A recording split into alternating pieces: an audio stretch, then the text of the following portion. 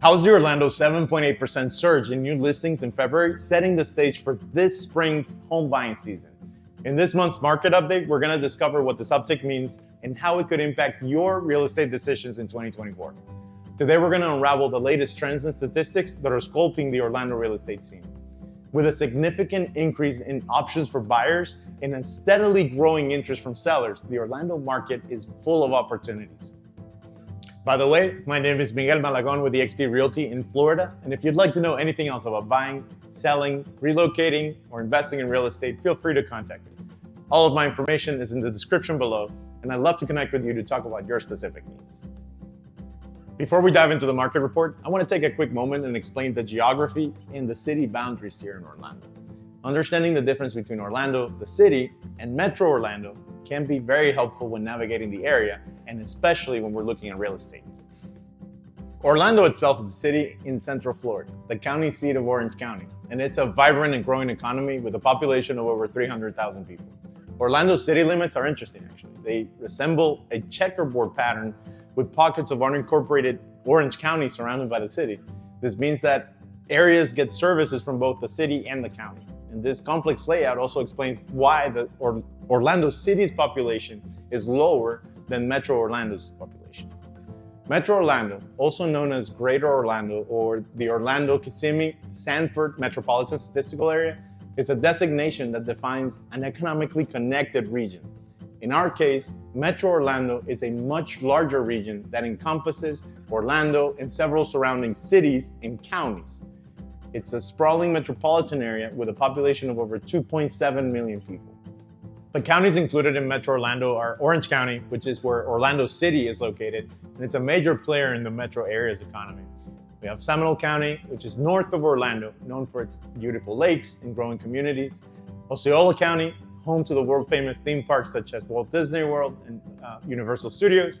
We have Lake County, west of Orlando, and it's known for its natural beauty and relaxed atmosphere. Knowing the difference between Orlando City and Metro Orlando is crucial for understanding the market report. So we'll be looking at data for the entire metro area, giving you a broader picture of the Orlando housing market. However, we're going to also specify when I'm referring to the data that's specific to the Orlando city. With that said, let's jump into the market report. Orlando real estate market witnessed a dynamic shift in February 2024, reflecting a rebound of activity after a period of cooling.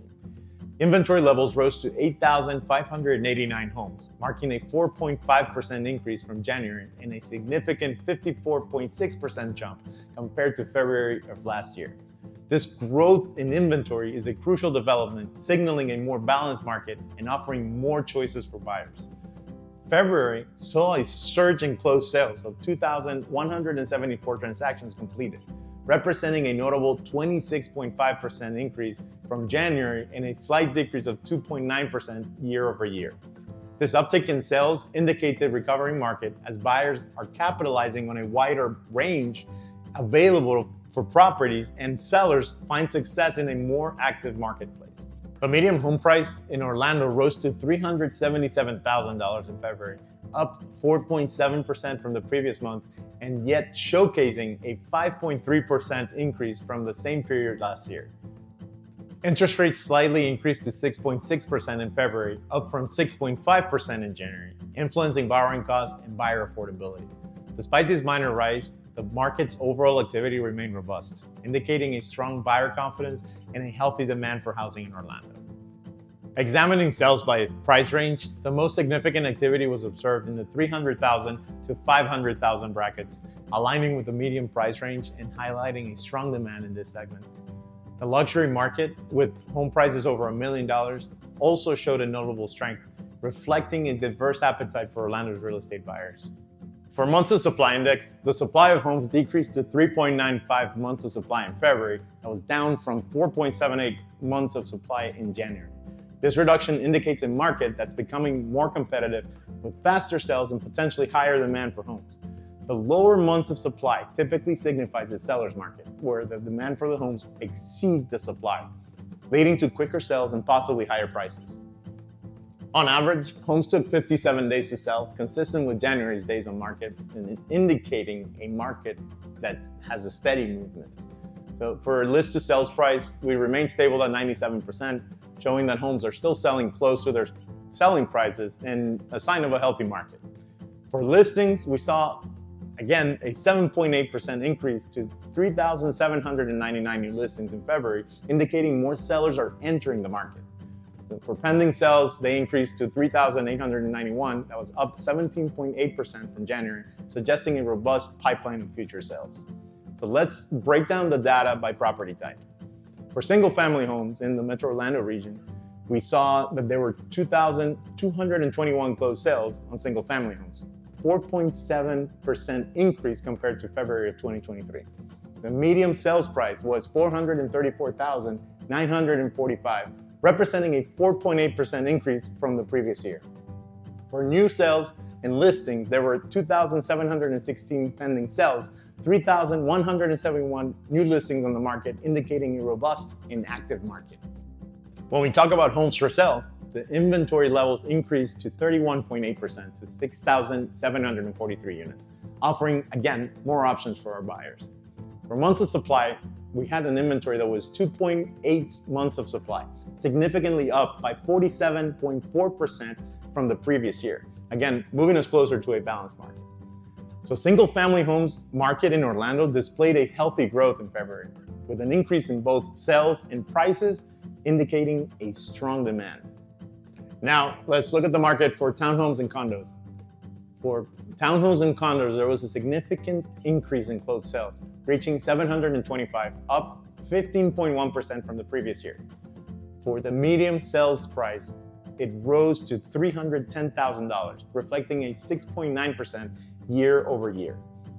The total dollar volume surged to $232.6 million. That's a 21% increase from February 2023.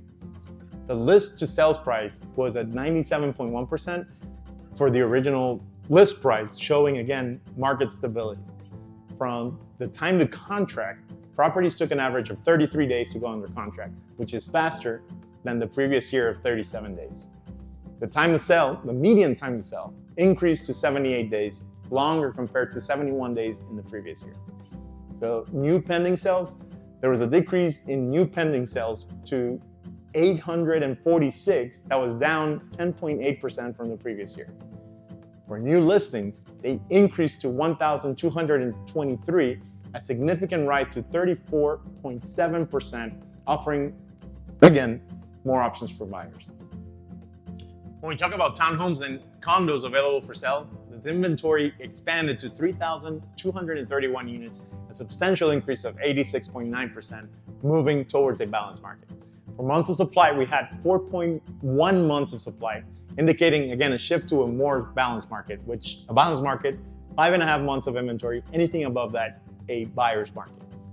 These statistics reveal a vibrant market for townhomes and condos in Orlando area, with increased sales activity, rising prices, and expanding inventory. As we move into the spring buying season, early indicators suggest a continuation of the positive trends that we saw in February. With inventory levels improving, prices stabilizing, the Orlando real estate market is poised for an active and competitive spring. Buyers can look forward to a wider selection of homes, while sellers benefit from the steady demand and strengthening prices. If you have any questions, send me a message, and I am always happy to chat with you one-on-one to see how I can help you achieve your real estate goals. If you like the video, don't forget to share it and subscribe to the channel. Ciao.